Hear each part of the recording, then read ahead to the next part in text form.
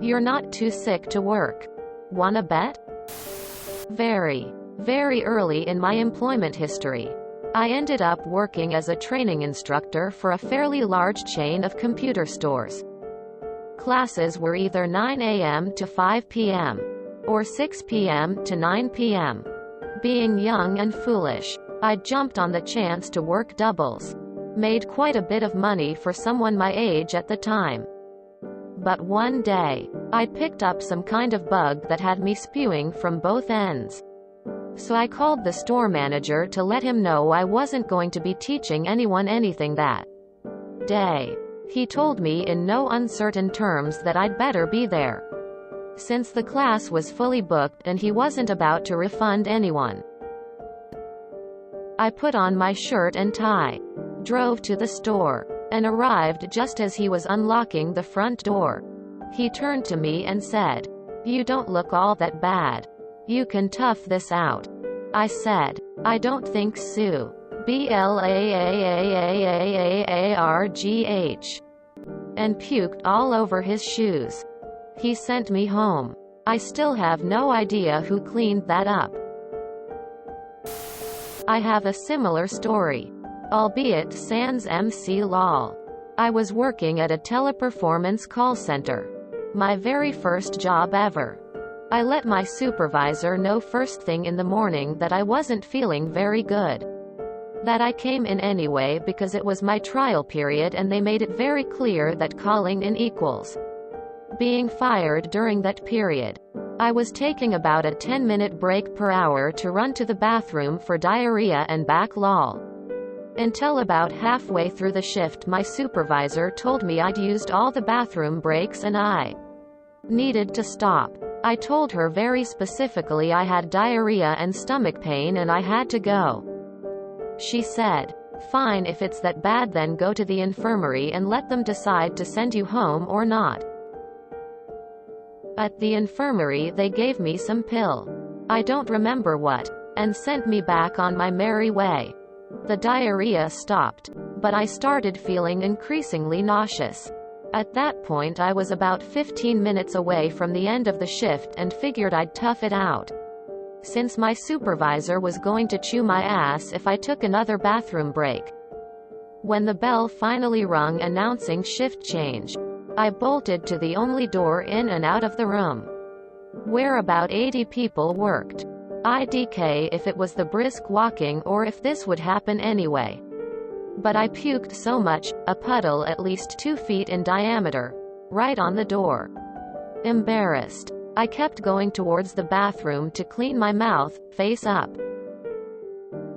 I look back to see people are freaking out, trying to skip over the puke puddle. As everyone knows, logging in even a minute late was enough reason to be written up. I called the next morning to say I quit the job. At that time I did it out of embarrassment. Looking back, the whole way they treated us at that call center was inhumane.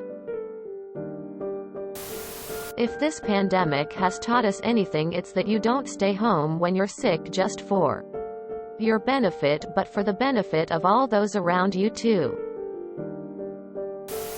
LMFAO.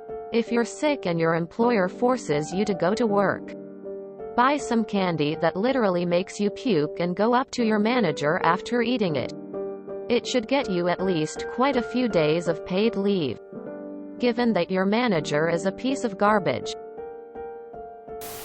My last quarter at university, I took an upper-level econ class, as a core. Comes time for the final, and I'm very, very sick with the flu. Fever. The works. Went to student health. They gave me a note for the professor. So, I called him up and explained. I was not trying to get out of the final, but I really was sick. So, I go into the class, and tried to sit in a corner where nobody would get infected. But it was a big class. The professor and some proctors come in, and start handing out the exams. For you young folk, back in the day exams were handed out on paper and generally the students had to bring in blue booklets to write, not type or computer the answers in. So, A few hours later, I'm about passing out. Dizzy. Nauseous. But I finished the exam. I walk it up to the professor. Who takes it. By the way, I probably dripped mucus all over the inside. My meds had worn off. And said something like, I guess you weren't that sick after all. I start to smile. And then vomit all over him. His desk. Some of the other exams. All of which he had accepted. The floor. And even a little into the wastebasket. I got an A. 98%. For the class. Puke on a $3,000 MacBook Pro and see that shit get enshrined in policy the next fucking day. I know some college professors who absolutely hate the fact that middle schools and high schools award perfect attendance. It reinforces the idea that a good student should show up every day no matter what. Showing up to class when you're sick isn't what responsible people do. It's what people do when they don't care about their health or the health of others. It's what disrespectful people do. If someone is old enough to work a job, they should be old enough to decide for themselves whether they're too sick to show up. If employers don't like that, then they should exclusively hire teenagers whose parents can make those decisions for them. You may have not cleaned up his shoes, but did yours turn out brown as well? Thanks for the laugh. Involuntary malicious compliance still complies. I had a job that entailed me mostly sitting at a desk answering sick calls and taking down callers' information. One day, a mere 2 hours into a 12-hour shift, I suddenly started to feel very sick. I called my boss and explained that I needed to leave. I was told that I had to call in my own replacement. So I started doing just that. I picked up the landline phone and started calling. I started throwing up halfway through the first call, all over the hand receiver of the phone. So I wiped it off and continued calling people. The soonest that anyone would come in was 4 hours away. I spent the whole time puking in a garbage can. I was happy to leave that job. Fuck them. As a chronically ill person who's spent years in the public school system with a parent who has gone to all my appointments yet refuses to let me be sick, I'll tell her my joint feels like it's going to dislocate or I feel like I'm going to pass out. She says I'm fine. And then I go out of my way to make sure something dislocates or I pass out, so the school sends me home. Thank God I'm online now. Rule 2. No stories involving the following banned elements: death of anyone, historical figures, fantasy creatures, schools. School employees and university students are okay. Comply or involuntary bodily functions, or malicious compliance with subreddit rules. Also, do not thank or reference YouTubers, influencers. Please ask the moderators if you're unsure.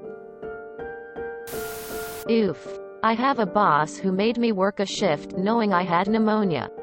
I ended up in the hospital for almost a week. Same boss was pissed again when the next year I had to call out of work because my doctor was sending me to the ER.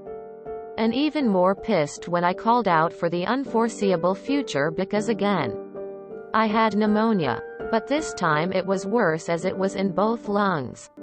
I was hospitalized on oxygen and force for another week, but had to wait 2 weeks before I could go back. Some bosses seriously suck. As I've lived long enough to be a subordinate as well as a manager, leader, I've really tried to cultivate a genuine understanding of both lines of thought.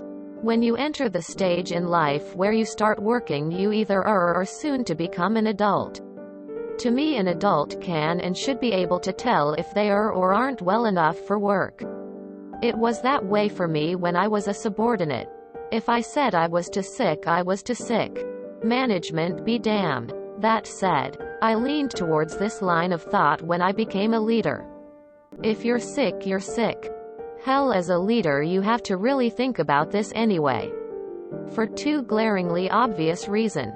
One, if you give people the benefit of the doubt that they are telling the truth and that you care for their health, most people won't abuse sick days. The longer they are their manager, the more they will trust that you are looking out for them. And in turn they will look out for you. Two, this is a huge one. Money. Losing one person for a few days so they can get well is vastly cheaper than to bring them in only to infect the rest of your employees. 1 becomes 2 becomes 4. Those valuable resources in manpower accumulate very quickly. But it's a soft number. No one tracks such things. They only care for profits, and to be fair, almost everyone is hardwired to think that way. Plus, as an added bonus, sick people get well at a faster rate by resting. So they come back quicker if you give them the time. I had a PM that flat refused to stay home with a cold. Became pneumonia and he almost died. As soon as he got out of the hospital, he was gung-ho for work, so the person above me approved it. He came back 2 days later, right back in the hospital, which when all was said and done he had this cough for like 3 months. That's not the point though. If he took the time to GRT completely well, it not only would have been good for him but for the company as well. He was a PM. When he is available, those tasks fall to him. All these back and forth to doctors and shit meant that when he faltered, everyone else had to jump in, catch up, then fix the issue. All those hours are impacted by one guy. There are real costs associated there. It is the same reason safety is so important.